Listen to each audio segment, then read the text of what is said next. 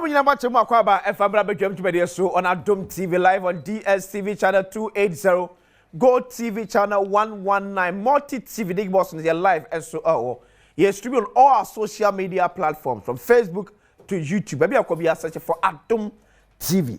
On Facebook, search for Adom TV Extra. Adom TV Extra. Follow me, Big Six on Facebook. Na yankoso interactive ebrani abranya ya ja comment e wase na yentwe monopekwe ba bedi about Metro Mass Transit. Mse otinisia ne obeka ye kofo bus somewhere 2003-2004 and pedito na mon say yen transport sector no as a private sector na je abosododo. It is a GPR2 ka say or cost strike pay na asema to man. Obi antimi nkwa adwuma. Ba ka be na adebeko. Untimi so 19 free Medina ma cycle. And antimi 19 free crow from e marketia. It here dey atrotro ya na abefuru bie. So abani so dey won say yankofa bebi mre betimi aboa se na be ya. Ghana fo akoba die betimi ai hare kwan so. Na entumu bebre nso emeku omo. Tinobo say we atum na we atum Metro Mass Transit deal. We make a uniform price a work from kakra. Ye be bua ma adwuma so sustainable. Na Ghana for betimi atua ne akwaba. Ne tibiem etese. 9 months into the administration of His Excellency John Dramani Mahama. Say na Metro Mass etie. E bedfo beto de DNY e the account. Harun Apauredu, a Deputy Managing Director at the Metro Mass Transit, or in charge of operations. The Kasa Jumadi will be in charge of operations as a Jumana Kasa people pan or the seat the Nasu. But what are you doing? Miniaboko. Abba. No correct. The Ghana for also as no my money in us. Ghana for so damn. Bibia boko de. Obodi nyankopon adaroma menia. Nyankopon de yankwache. Metro Mass the same. Oh, nyankopon adom. Amemfa kasafidie so na ma Ghana fo nyina ache. Na anchia kese ai wo munko yemampani John Dramani Mahama. Ana me ankasa nso me boss asabi me somo no yura Kale Caesar. Sabri yebeda obi bia se Ghana man fo nyina ase. So munya NDC amanyoku emujidi eto aba emu hwam aba ekwani mu se mfanse sane mpuntu mra Ghana fo abrabum sabi obi abenya yidie sabre de metimi aka se Metro Mass anamo no ayetu no de se ochena nyankopon ama na sa temuda ensia and that's papa kese Metro Mass. Yeah. Okay. Manfa, very good morning, Confirmer Benua Ampofo ya Ghana Port and Harbour Authority for joining the discussion. That's it. Support and super cordial. 80 mobile order bay. No Konya meaning Mampani Ghana mandi to me no a man no. Be March boss many paemu and a pow. Me penny a year lawyer Kale Caesar. Okay. So Mayor Openi Obeda Metro Mediano as managing director. Yeah. And now what you saw, and Mampani a year means so semi conco and a boa for. Now I'm conco schedule with a kind of operation and a technical. Mediano ne corona and the father by now. Me conco boa a penny. The coming home should be a mere miniad in this or no a deputy MD in charge of finance and administration. Okay. Ti nyankopon adom no so na appointment no so ba sabre no mu a meso media ne baaye no yeah nti metimi aka se mampani so de krata ne maaye no da no de krata maaye no na o se owo anwohare mu na nyabre se obe adwumaden no sa Ghana man nti no ye nyambre se wajon krata nti kwatena fi da na wogia na sa de eche a wo hye odwumadi ase okay nti metimi aka su se hye odwumadi ase third quarter of March. Oh, okay. The third week of March. The third week of March. Yes, and okay. Jumediase. Okay. And so far, the Mitmaka say, Yankopon Adom, be a better year, be a year cree, be a PC could do dear. Mitmaka say, a share your man penny, Adiswadi Hunu, and the botae, our transport sector, especially Metro Mass, Ghana. Okay, but set mobile na or more Muja Chrimam, or me and a camera. Taking off too difficult. And Ukraine Yankoponim, Osha Metro Mass and no, establishing by an act of parliament in 2003 by Euro President Kufuor. A Biomono, Osha Euro Kufuor shall see operationalizing Metro Mass around 2004 thereabouts. It started with about 500 buses. Most Mahama from 2009, 2016, at the additional 500 buses about the count. Okay. And we have 1,000 buses. Yeah, 1,000 buses. Yes, across the country on record. At the time, on Sobesha, you could have 10 regions in Ghana. Okay. You could almost have 110 districts. As of 2017, at NDC, Amanyuku, Ghana, Malaysia, Yankwaji, Home. Now, MPP are by Marano. Okay. Your report says 2017-2018, almost close to about 370 something buses. 2017-2018. Between 2017 and 2018. Yes, almost close to about 300 buses. Almost scrapping is the same. Auction. Auction buses. Yes. 300. About 300 out buses. Of the 1,000 now. Out of the 1,000 buses, of course, yes. A BMO so no, a year 2024, you have to abano. A year Bosome Kakre, the Bill December more to abano. And then also almost about 313 buses. To try and almost toy. A mass scraps. The entire. Well, Menoka say you would declare our buses as unserviceable. Okay. You buy a nanka, you expect say according to report, me buy and Macano. I buy say at the time, MPP are buying your predecessor, somebody but Sikomo generity was about 3 million Ghana cedis for scrapping over 313 buses. And it will interest you to know, say, Metro Mass on record, bus in Ibu Okwana Mimia, a whole bus near less than 5,000 Ghana cedis. I scrap a year. But then, Sabi, and then fence and Vita Kurano, a tuntu Akwana down out on a scrap of Clabaton. Not a whole complete bus. But I need another subject matter because auditors were your monument, you know. Mpensenpensenmu me preempt a report. And Timeno Casamu generate about 3 million Ghana cedis, about 2.9 million. And I'm somebody called to account to be a canon bus acquisition account. Okay. You buy a kosher account in my account in year 0. You besides somebody a day, you see somebody says you can be 8 year salaries, and be suit your suppliers. And also, so a idea, external auditors and young Juma, I believe, it's very soon. No, reporting Babontina, and I'm on 2 SSE2 near the Cotton Peninsula, and the Cotton Peninsula. A beam, your Baba told Sabosumi and Seni, you're far to me, no. Near workers, I catch ya, Bosumi and San Arias at the Mointimin Yaka. At the time, no. Metro Mass buses, or your buses were near Wa. Ye Juma for Ketia, near Bunu Tot. Bosumi Drua. We Jenny pay, ABF and Sawaja 3,000, about 1,000 Ghana and there. We more near 1,000. We Jenny dear 15th, we Jenny dear 17th. Just say, ABB your your revenue generation go check here around January, February. Answer nearby Benyason, because still another transition process near New Year. It generated about 8.3 million. Your operational cost was about 8.6 million. Better than what your salaries. You can't pay salaries. Until Abashano, many times. 8.3 million. 8.3 million. From what period to what period? Osha, as at even February, even before 2 million. Osha February, I generated about 8.3 million. Is it on monthly basis and I say? Yes, on monthly basis. No, monthly. Monthly? Yes, 8.3 million. And month be moved. What about Omuru too close to about 180 buses? 180 buses. Yes, and a year in a month of February. February, yes. And 8.3 million. Meanwhile, operational cost was 8.6 million. It's almost had a cabin 300,000. Yes. So that's how come they couldn't pay salaries. Then you ask yourself why. A BM also within the same period. And okay, Osha NDC 2016. Break off a yellow buy, no. A inner city arrangement, no. Yeah. Once you could tap and go by. But unfortunately, no. Fufi Antoata in the Diffia Bemu. The MPP Amanyuku so buy no, almost on bomb home den kakra. On push it up and go arrangement no, a payment platform solution no. Because you're doing Mpensenpensenmu, so I say you say you remove the human elements of physical transaction, hand to hand transaction no.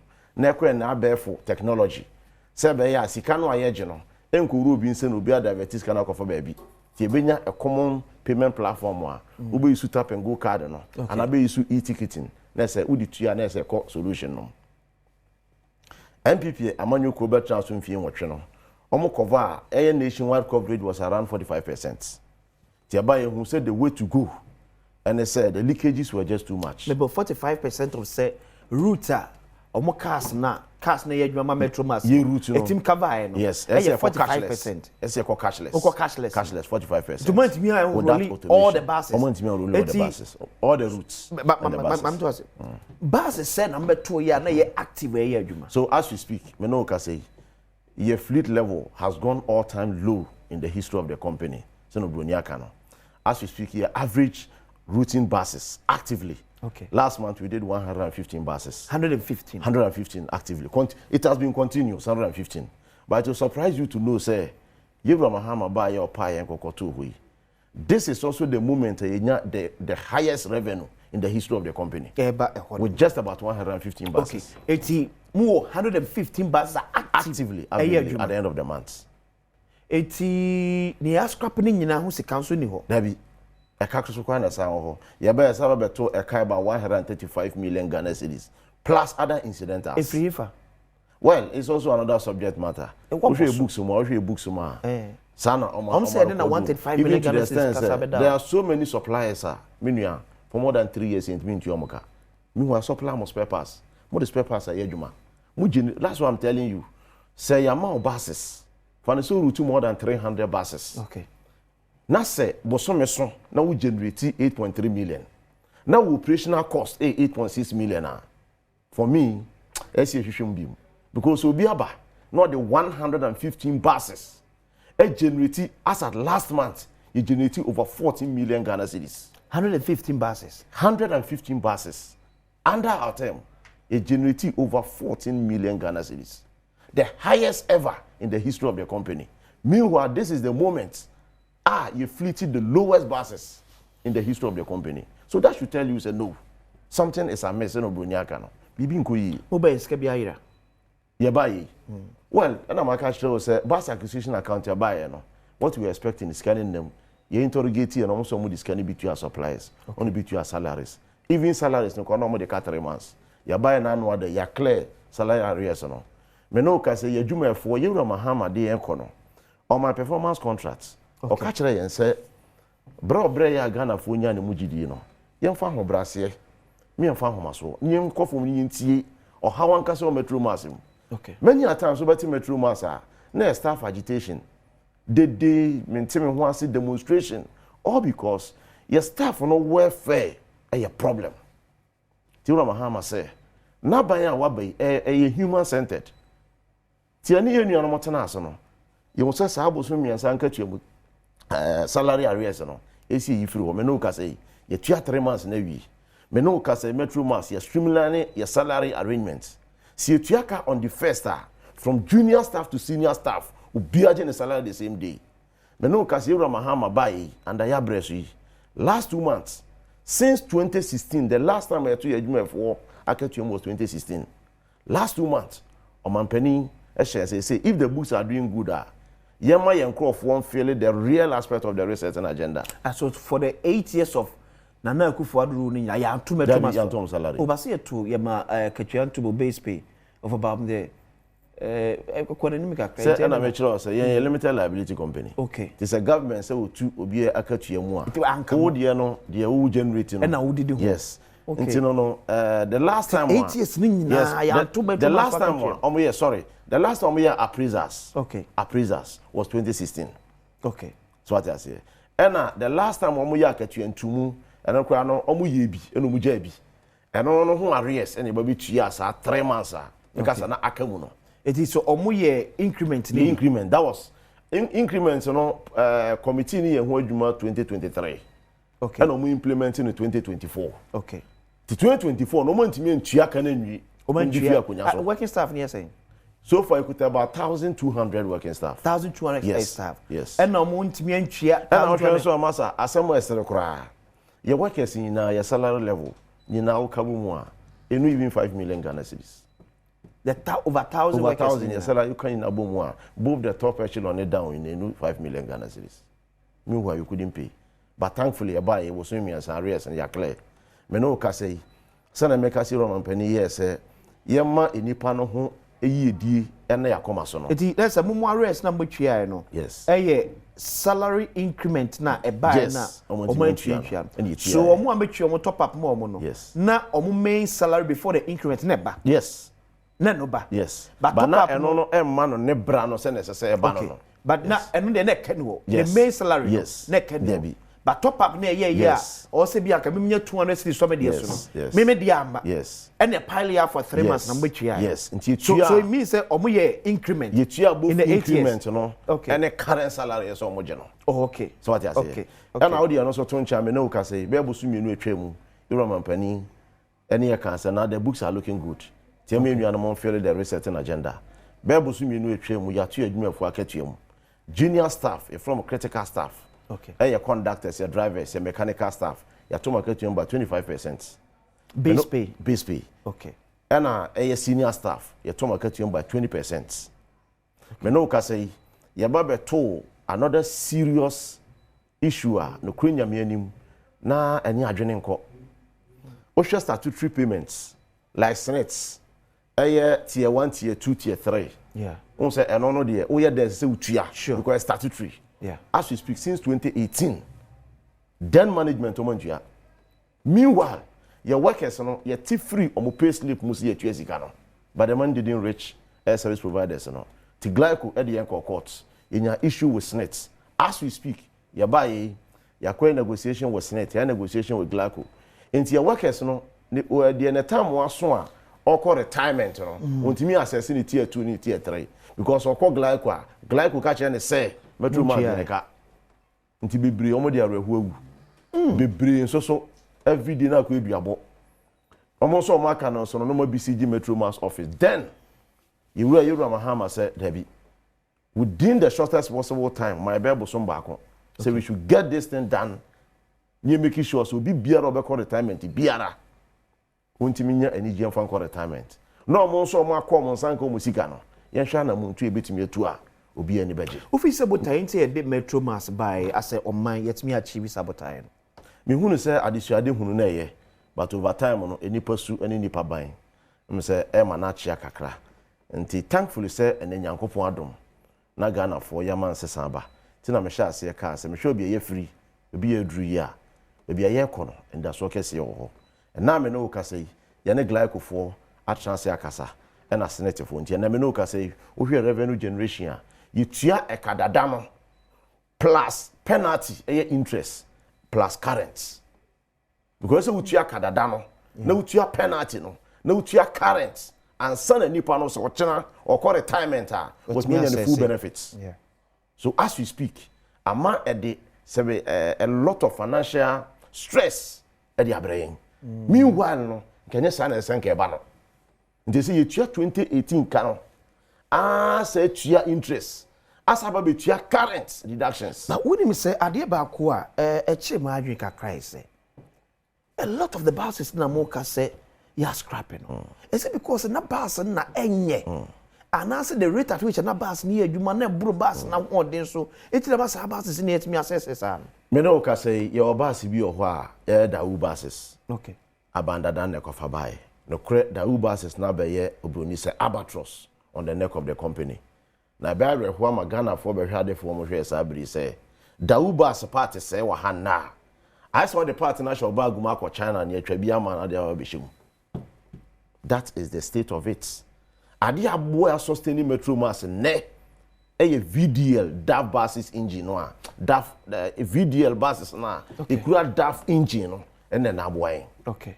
And no password. And no of course. So say DAF there. Yeah. And no pass abuso baby abenya bi. And unti na ma sisi no ye no Metro Mass. Ye no mpani aka kire yen. Si engineer the strength of our books so. Ni ntimi nya more buses na aban so ntimi moye. Nti ene ya de ne say Metro Mass will no longer be a dumping site. Sabe Metro Mass nkonko e ba bia obi aso na okoto bus bia de abeto se mfanya adwuma. Ye beje bus de adwuma ese hwe bus abroni say e meet environmental conditions. Mind you, ya kwan bibiri no enye ayo travel. Ndu kokofa da buses ba aye fully electronics when you say electronic cars operate and ya kwan bo na mfa se ne kwan bo na say cable ni cable e hia pa obviously we benya electrical as electronic problem can e bigina okay tie ne da buses no unu Mpensenpensenmu ekọ han hapa na gina okwan mu nti I see the VDL bus no ehun sika nya sanso di asa service da buses no da bus na e be say edoso da buses no me hammer nin ka bro 100 yes and that buses no so no the tia posisi yi be 100 mind you video no yeah o hwe kufu abreso omo de bi bae e na etia no okay enti Mills ne Yewura Mahama president Mills ne awonya ne ba bi ko nyame fa ne kransi ene Yewura Mahama bae no omo hye sankita wodie no mo kena enti ma ye ne dafo no ekokonya fa na se nkita wodie okay enti wetin na wo hwe ya Mills Mahama nya bibiri ba be ka ho enti abada no so otwa mu na sa agreement no wo to be kaya from 2022 2023 2024 omo break Ghana 100 buses ti sa buses ne and a sustaining company yes adia and I can tell you say Metro Mass will be a shadow and that one is more anything well under the circumstance say me no ka say we are under routine you can under routine and me assessing here adwuma no you could have about 385 routes across the country. Currently we are under routine. We are doing just about 85 routes across the country. Me catch now say you be a Metro Mass you could have 110 districts and you could have 175 districts and you could have 16 regional capitals. Yeah. Tigana mo bie and then so boni say transport system no evolve. Ti yesi semre dane no ho a na so dane ho bi. Nti Metro Mass no new management, new vision as part of your resetting agenda no. Yeah, the 3 separate policies within the transport space and ever. Okay. The edikan you perceive the Kano Metro Express. Eba and now say na say na social media and so. Okay. The perceive the ban say the ene abefo short chassis buses ni bi. A15 seater, 29 seater, Toyota Hiace and Toyota Coaster respectively. Sa buses say Nyankopon boa na se we bedu a you expect first fleet by December. Your man penny baby ano. Okay. The Sabas is city more bedura, Yankopon Yadomoa. Sabi will be a wabon tie. Teacher ni, nurse ni, doctor ni, udu terminal pointer. Ubenya air Toyota Hiace air conditioned bus EB. From Kufodia Accra, Ubenya Bia Contem. The onusu free air Kumasi, air bankline, coaster buses on, unsubit menyabi. Sabi, Yama mea autumn board ye, air homo sujum, and autumn be grudgum manasis woodman Kufodia Jumana Bantima Jasono. So person dey na board dey na bank na mole eba ebi amalata marketer obetwen ba setenten no ono so benya ono so ne so ne de me no ka se ewie no a ye de ba ko a eba no se frɛ no metro hiring. Okay. Metro hiring no me nua me no ka se bebre na ati se Metro Mass bus any accidents din you hardly see say Metro Mass bus kwa konya accidents because your state of the art training center or your head officer your drivers when they train on. Okay. You make sure say we need license F wa one anim car twi say dem fa ka ne ma license F no so ne kura wa your san training ukura na wan pass your training na yem fa ba ase ma te me no ka say your hiring services into me state institutions, public institutions, private institutions occasions near there do be a person high Metro Mass bus your bus is so no e form. Okay. We share social contract with the Ghanaian people are see the buses no some Ghana man. Ti say okoba say obi ekura so nya bus na the bus na ye hiring bebre and now we are drifting away from our social contract with the people. Okay. And when you say dey sa bus in Kitu Ebiba Toyota Hiace coaster buses no near dedicate e bi so for hiring services. Okay. Your next vision your boss Yewura Caesar MD e dey atudwa ye nyina ye tie na chi amampani Mahama so asanse so waje atom. You perceive the Kano Metro Cargo Services eba. Okay. Cargo services is any no sebi and there a bruchire UK nya de ade no. Door to door. Wo ha bia wo mo abeso de ma no maame e Kumase. Another mane u sister e we bia hodwo. E mo abeso de man ni e bia mu no wo fie nso pentama ba adwuma. Tam so abitu. E bi kura unika. Nti perceive fa cars nketoa. Ti car no e beba sebi waboboa no. Your weighing machine friends a mobile one be them to be weigh when near man a person di Kumase no to weigh obi so okay me weigh no e weigh be 2 kilos. Okay. 2 kilos no 2 series. Okay, te hona no watua na ba mo de no ye car will be call even outside Accra. Yes, into no car keto no ba fa free o aboboa no. Oh, okay. No ba be dampo e your main head office. Na say the way am ye de nka motor fo be bitimo. Eba say eniema no wo papa yi wo mesumi wo bia wo. Okay. The small cargo car no Okay. Yes, small pick from the community. Be pick from the community. Now be dampo head office. Okay. Or dampo head officer. Now trucks no, they are from 0 to 10 tons. 10 tons to 20 tons. 20 to 30 tons no. Na alodu niema no. Into do Kumasi a no dey kodu Abreport junction. Okay. Into wo bantama wo ebi a your friend is state experimental no. Yeah. You be fro so onyema na ba bedu. Te bia wuntimi ema mefa. Niema ka ketwa aba be ya wabobo ano. Wo twa ebi kakra. Sebe ya bibia betimi aye kama. Eno so akwakoka ye bota ni ehhehye ho. Te na me no wo ka sei. Sa system no e full automation. Wo se me ka sei mi se MPP aban ba be kono. Na automation level no with AITMS no na 45%. Yeah. And now me know ka say you Mahama ba ye pushy your software solution a payment platform no abe for there no cashless no to 98%. 98%. Nti no na say the padodo na from Metro Master a electronic payment. Unya tap and go card. Unya card ni. Yes, udu ho na uni card ni bia. Okay. Ye be ma card ni bi ni load sika de aguso to swap for machine no so pa na ate na kugu ITMS no so. Na dia ma haftel. Na haftel ya ko to account. Nti hu am the two one mo microphone na SIG scan na so mo dey ma contract. Yes, let me see before see be ba no na abandada no e de yensa kwa share krata bi ase. Okay. Aye de ma ITMS. Tom no yes adwuma no. No already no. Aye no already no. Ma me sanka we. Ade one bi si ya yante niam bi ase. Ade. Metro Mass as a company. Okay. Your solution ebo. The contract no was around $1.5 million as we were told. Okay. A payment platform no with ITMS. Sa solution no e dey gigi a ticket revenue no. Sa solution ko ne sandwich parcel revenue. But who say ya sanso akomo bi contract for us any no. We develop another solution ya. What did you revenue from luggage? That's parcel. No, who say so parcel that's not luggage. Parcel they are handy. Yeah. Luggage they are dey mudu. Mood, yeah. So we realized that the no the solution in manage e-ticketing no. Okay. And one or the parcel na mai. Okay. Which is handy.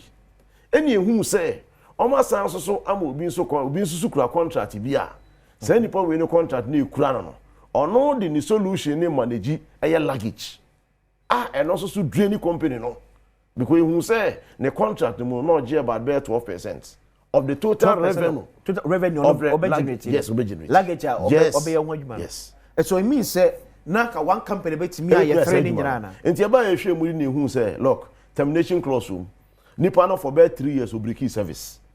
And why send the machines na need na so ne twa mu ne say da bi. Bomb penifo ama ne bomb minister bomb ampani ama ne. Say civil company no ne block all the leakages. Enti ye no fro ne fro ITMS so solution no. And na the tickets. And one arrange parcel. Won't me find your luggage. Osimeti me dia already Metro Mass is situ ahun Canada. Okay. Te na me no ka say. And one and nipa ndeye. But obeto machines ni bi aka ho. With the same contract sum. With the same contract sum. But then difference abeka ho and say. Also already na so nya luggage machines. Okay. The contract no luggage machines in can. Yeah. Na so osanso nya other service providers are omo luggage management woni mu die. Okay. Nti ando no netua san krofo ne ka. Nti negotiate man ba be do 6%.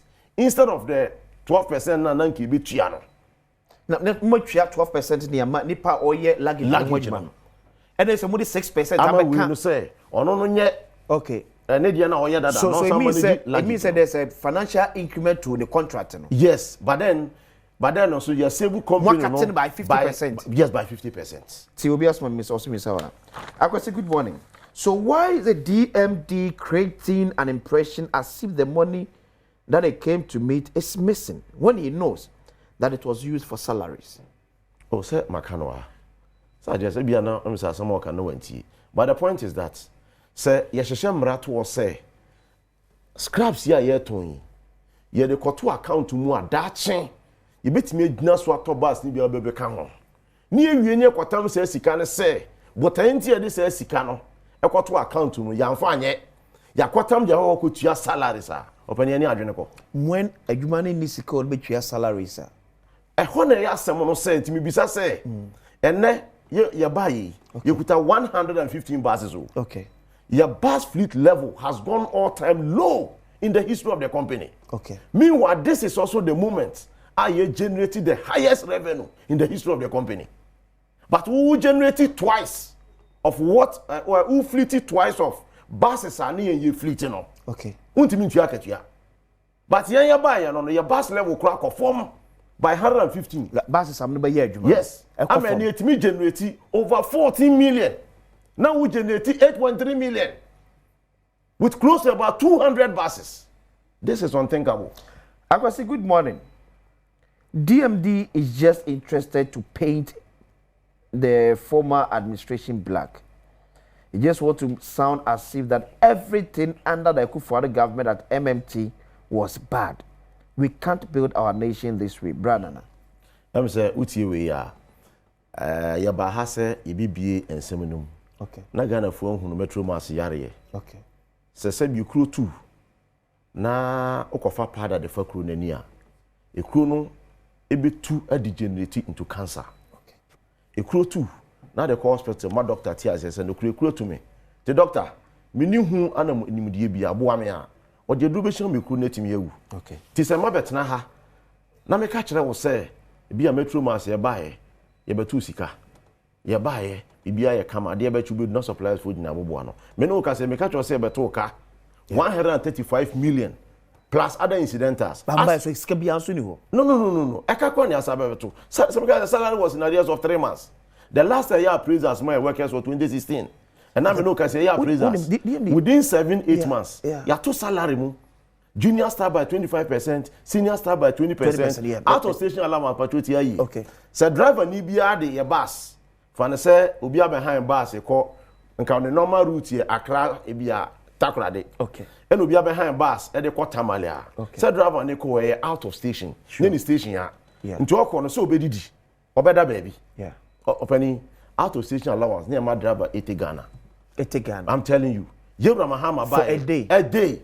You buy your pager from 80 Ghana cedis to 200 Ghana cedis. App station. Yes. Me no ka say sabe conductor. Etimi bo say driver no call e bi atamale. No be 5 days sir. 1,000 cedis for the whole trip. Yes. Okay.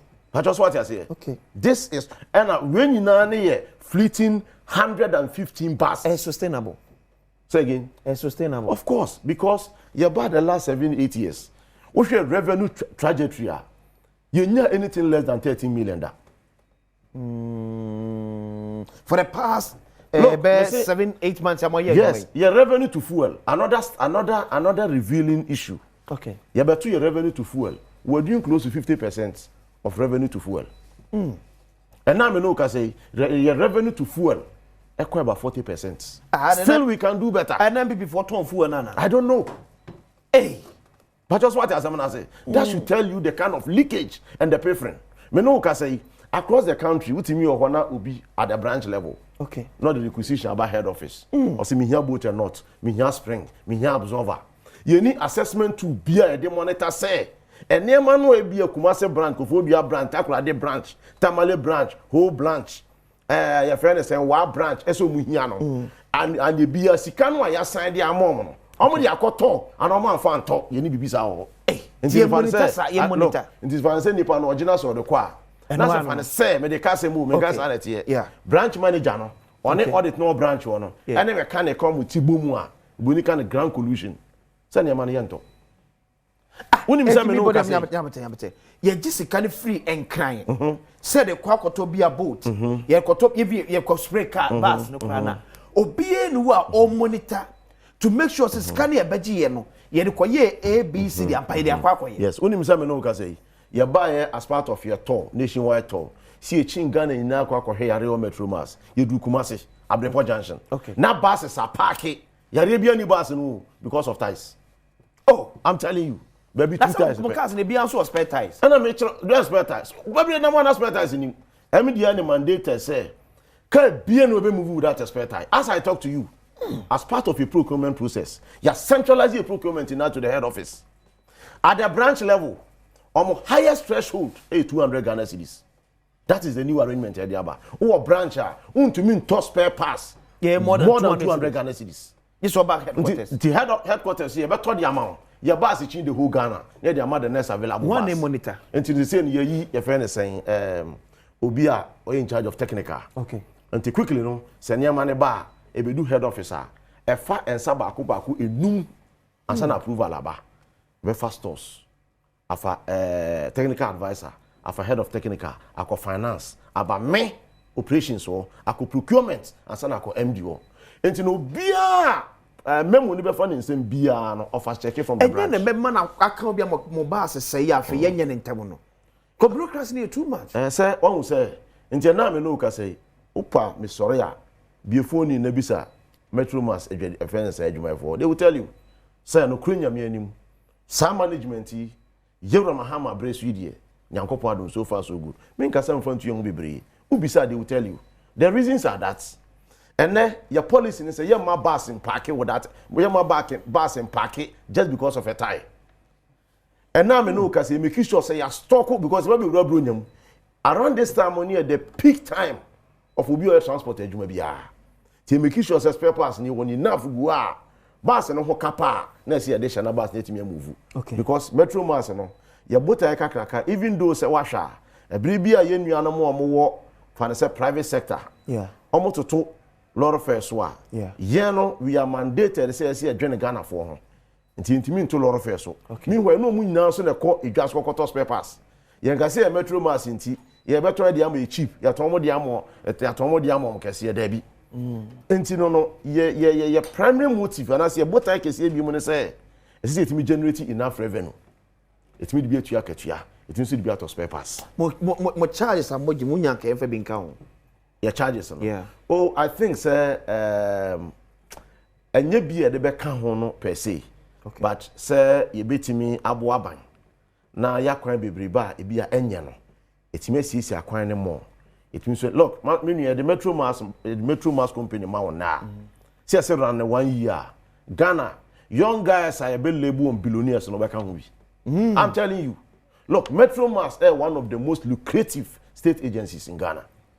But meanwhile, essentially one of the areas are leakages, preference, steering, mismanagement. Akosopa. Ti se wo you obi na se do ba, na se sebe mampani odo ko ho no. Okay. Sebe ta frache, wo hunu se ni munyam no de ama ho. Nti hunu se nipa mpempem na ehwe wo. Tembia me boss, ensem wo ye kan se ye ka che ye mpanimfo no se enyem ne dodo ebedi o metro mass. Na kire se asomo yie. But ebritia kakra ebedi wo ho no somo ebesomo no se be adacho do ni say history be kind to us eno na eyi nkuranhye ti me ka kire ye nua no ma me no me adwuma se me te we me mompa ise me di metro mass 7 8 years 10 years but I just want to leave a mark and I believe say we are on that trajectory o share metro mass like I'm telling you enye agency ese eboka na masa every day with this bus is a fleet averagely we are generating about 450,000 Ghana cedi average every day daily with about 115 buses I be cry dada 400,000 about 450,000 averagely if you go to about 500,000 I'm telling you it is days no more yeah days e bi enshare normally kwasi ada it's about 400 450 thereabouts other days no to say me pick wohwe insu to biri mu no ya na wa woni samanfo nshada time faka eno see a moment it minya be 400,000 around that but you see na yewura September October November ya approach Christmas no bona revenue no na ekosoro it say buses na assess say it's one na etiama mo fleet ekofom no mo twen self for be ba ansana mo nya dodo anasa mo ye me no ka say nyankopon adom somewhere last week. Okay. Yetimi eru to close to about 120 buses. Okay. Because the access and the air repellable no ye yebi. And I yape ye nuanu bia da buses no. Omako China, mako spare parts ni bidiaba. Okay. And it must also be placed on record.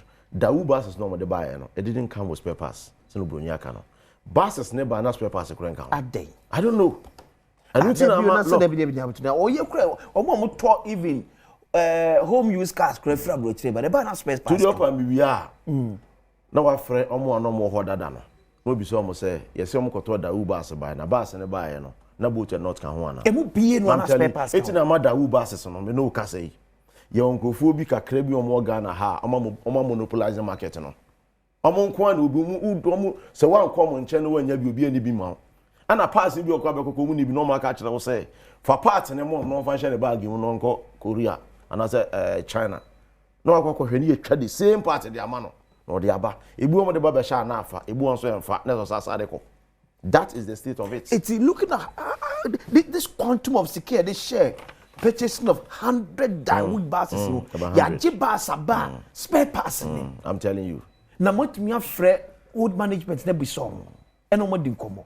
So OTM kasa ma kire wo say dwumadi kakra bi koso auditing bi. Timi pese me preempt bebre. Obi sa ho asem nti na ma. On because say hand over no so no. Yeah. Say ma hand over no so bibia wo. Sure. But just what Told them the share must say you got two buses but need spare parts. Say o mo obi hu. But they say hand over nose there encompass bibia. Ti de wo to de ba ya na say de ba beto ye no. E say o be hwe hand na bibia wo. But unfortunately it is not that case. And I will hear Munsu out here, yeah, by the Dana Cocofa EV buses nearby. Yeah. Okay, electric buses. Yeah. Okay, yeah, you Ramamudu Bamia. Actually, yes, EV buses. No. Okay. Omo be launching no or Adenta Obeka around November. Yeah. Omo yes, almost the 100 buses, electric buses never Ghana and China, but Sabine Babetwaba. I'm a Ghana for you now, Busi. You're buying a being who says 100 buses, near 10 buses. So one can so many 100 about. No, and she will come here. 100 some buses. Piloting. No, me bo. Only some about 100 buses. Okay. So in the books, you know. Yeah. You name him say 100 buses. Now 100 buses now as part of the contract, you know. Now so we see 3 charging points. Adenta baako, head office baako, and a baako so Kimbu. As I speak to you, Adenta didn't pen on me here. Yeah, true. My entry say EV buses then I see. Omo ka say ya 200 buses ya eba. Yeah. And I say no aban jemu say obeto 100 buses. No, I'm so matter. O probably no bo video ni bi. Vice President ya no say omo to 100 electric buses at the metro mass. Sani ja wo hand over note. Whatever them patch on me ba. Okay. Nti we were expecting say once omo mpania be de che na aka de. A Ghana fu na bo si no. Ye de e ko ni nim say 100 buses near den. Ye go akoto. But the handover note. Nti e kokodu ani hu say. Okay. E rather no obuni ka kire say they plan some better 100 buses. Okay. But don't want me to 100 ni na. No mutu for 10. 10. Nti 10 no. As part of the contract, next some amount to 3 charging points. Okay, for 10 buses. For like the whole project. Okay, like the entire 100 yes, buses. 100 okay. buses. No. Okay. Where Kimbu, Adenta, and a main head office. Yeah. As we speak, Adenta the NP and Omoye. Head office someone yet. In terms of financial bus in Ludu from Kimbu. That's a Oko Tema. Yeah. Surprisingly, we say bus in Kusi charging point here. So charges no come and papa. Maximum 30 minutes say it me charge we. Yeah. And I'm a boy. Sure. Bus in between Kusi charging points. In some cases more than 2 hours. Then charging we. Hey. They suspect say no. Then there's a problem with the charger. Could it be say charges no me by then papa? Okay. And our charges no home use. Until quickly MD buy no or yes say subject to charges no. And the whole system member standards authority. Okay. Until when you jinai.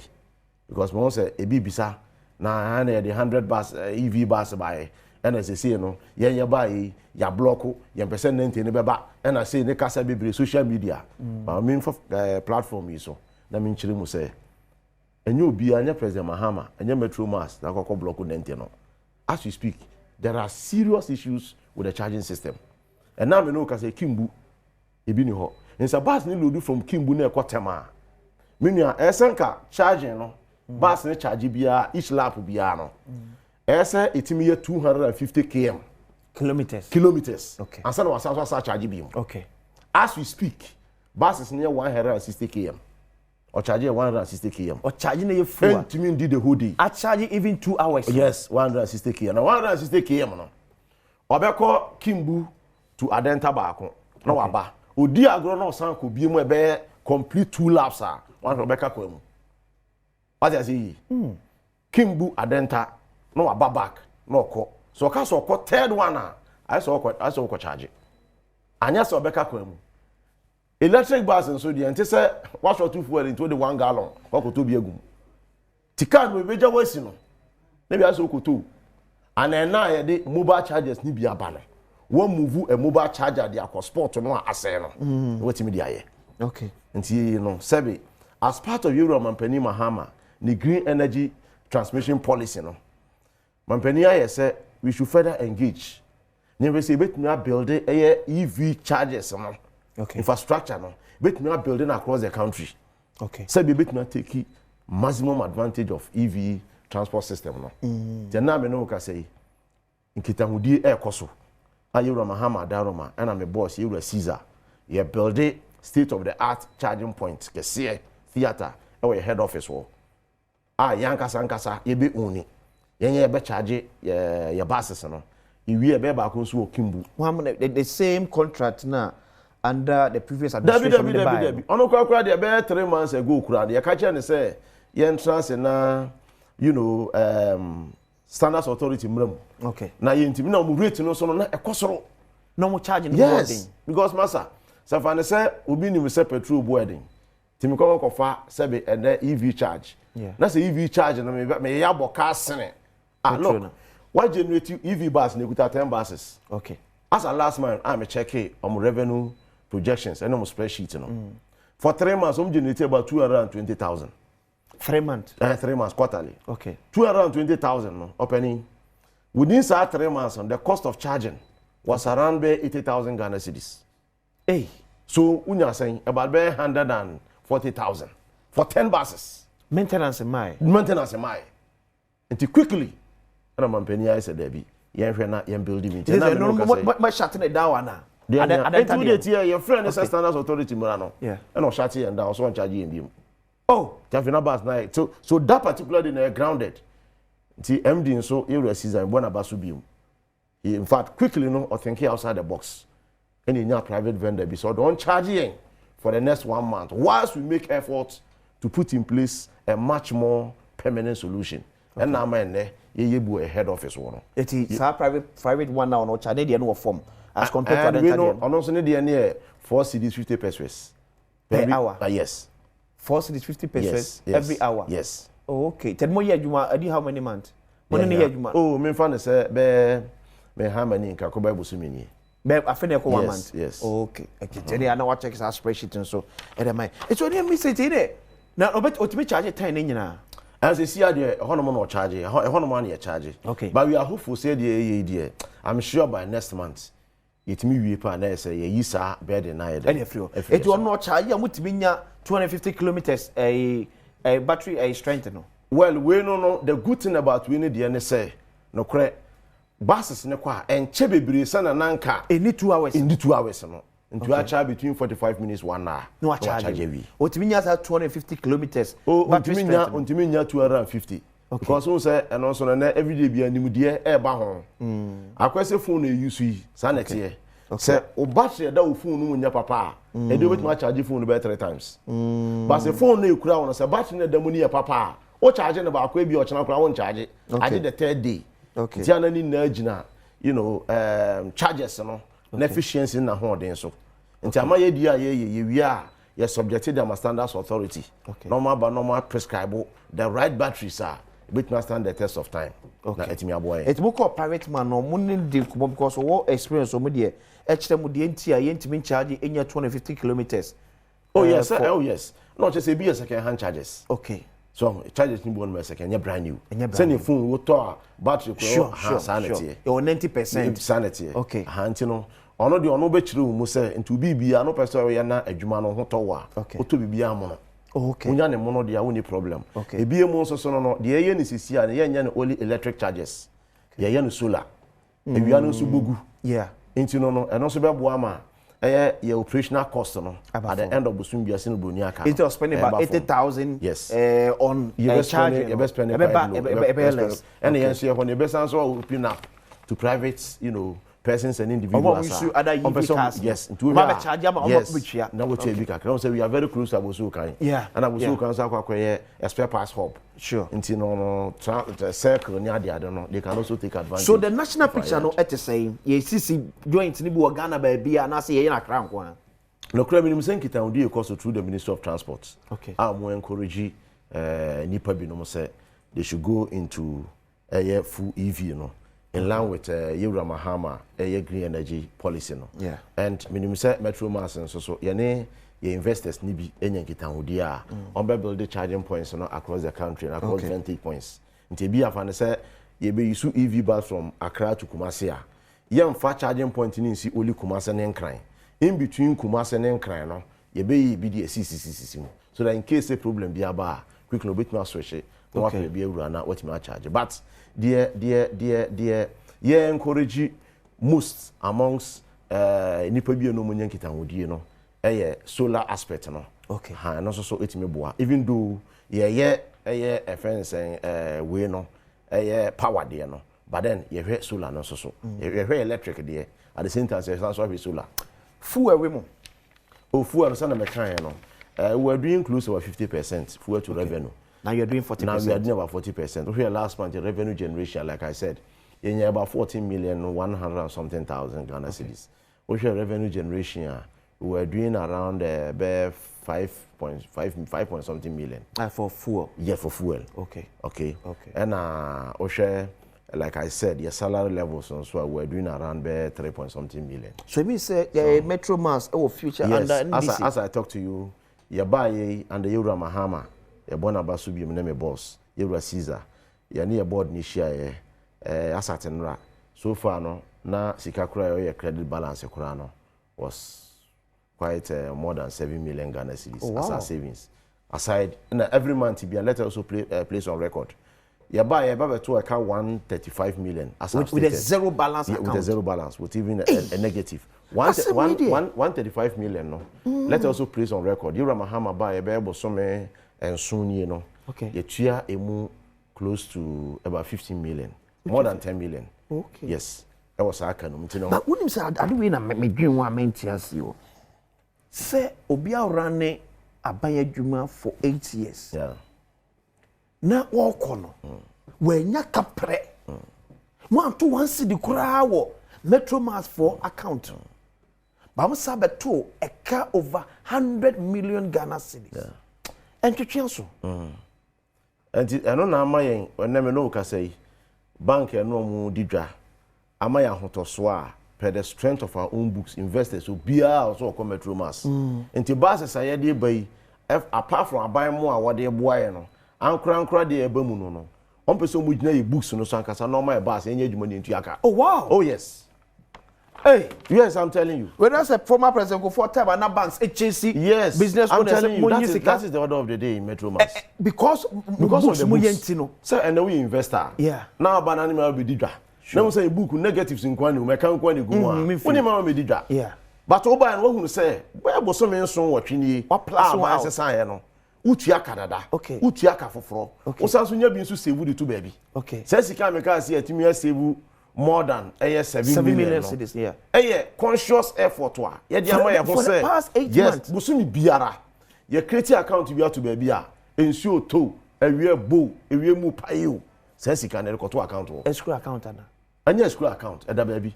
Me no ka say ye dwumayefo Metro Mass workers. Yura Mahama akashi MD asum. Say Christmas yi. Yeah. Christmas yi. Okay. Ye no mbetu anamampa bi. Esanso nipa bi adwuma na so bra obona baso. And saade no mo kire say since abiribi etwa mu ene siye. Ebi si bi. MD ene say obedino mampani anam Christmas yi. Ye workers no. Ye momani age. Say bi obi abekoso ayeden ayeden ho ayadwuma. Ye ntwen say December dani nru. Ansani akwa si enya sika he. Okay. Ya plan be 7 months ago. Okay. Nti busum bia na yedidi ani ejabi.